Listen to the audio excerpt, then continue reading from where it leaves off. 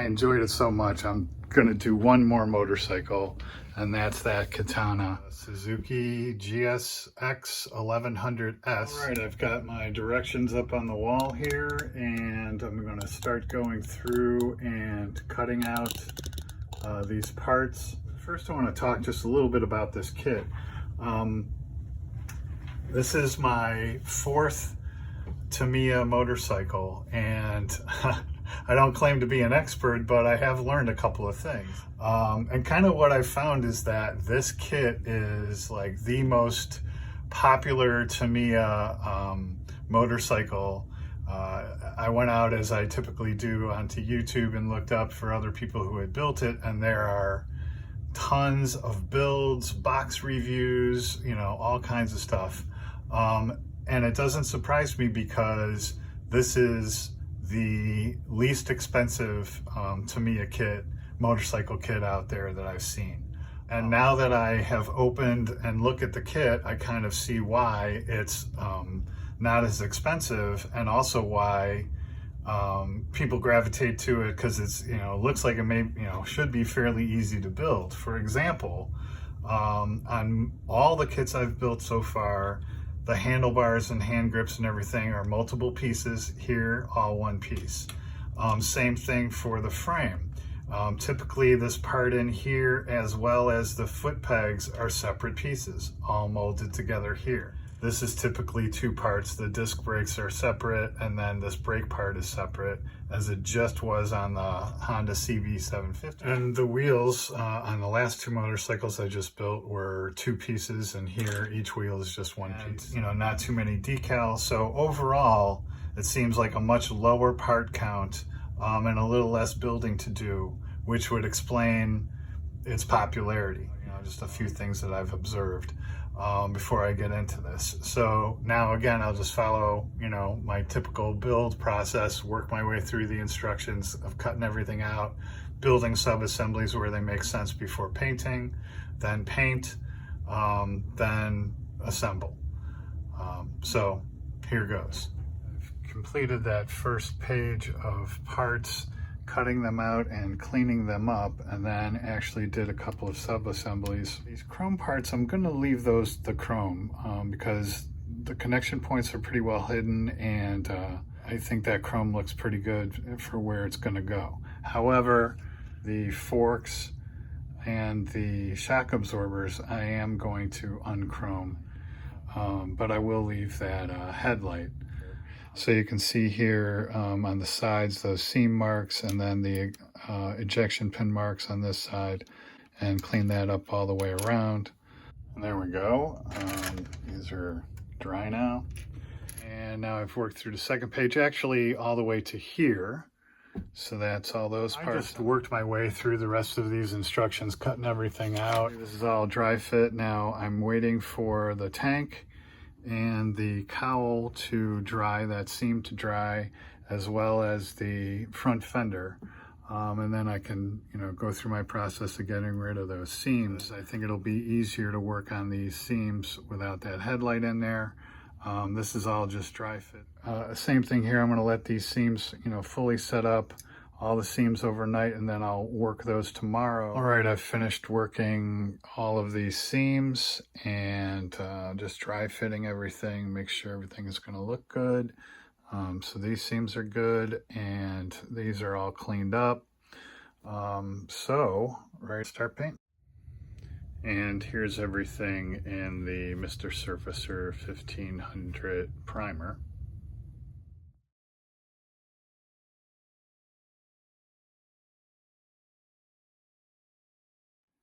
Now I'm masking all the parts for the first round of colors.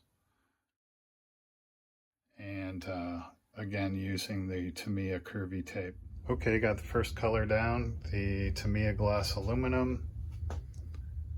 All right, on this kit you have to do a little paint mixing, which is why I went with the Tamiya colors, to be sure that the colors would be right. So actually on this back cowl, you see there it's 2 parts royal blue to 1 part flat black. So here's the royal blue and the flat black. So I did that yesterday, and you can see that basically gives you a semi-gloss finish. And then today on the seat, I did that back part in that light sea gray. And now I just did the front part. And again, it's the royal blue and flat black, but with one part flat base. So that's those three there. And I just did that. So I just took these clear parts out of the factory bag. And there's this line. Yeah, there you can see it. Down the center of the windshield. And I can't tell if it's on the surface or in the glass. But that kind of sucks. I saw that David Chin had built this, so I sent him an email. And sure enough, that he has the same line in his, so it must be a mold issue. So I'm not exactly sure how or if I can get that out of there, but we'll see. This is everything now painted in sub-assemblies. The turn indicators and windshield are in the dehumidifier. I dipped that windshield to try to mask that line in the middle. We'll see how that turns out. Plus it's going to get the smoke paint. So those are the last things that need to be done, but I'm ready to start in on assembly. So I'll wire that engine, put the engine in the frame, and and then move forward. Okay, I made a list of where to attach those wires. So I've got the engine wired and those front forks wired and/or the wire ready and waiting for them. All right, on this windshield, I dipped it in Pledge and dehumidified it, and I think, yeah, you could still see it in there, but it's way less perceptible.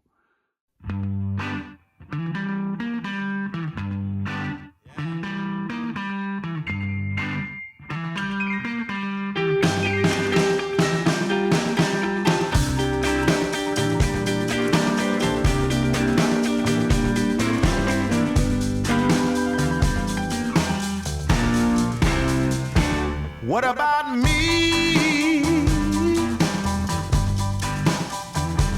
What about me? What about me? What about me? What about me? What about me? Oh, what about me? What about me? I'm here all by myself. What about me? All right, there she is on the shelf, and counting that Vespa, that is now my 10th motorcycle this year, and 10th motorcycle overall.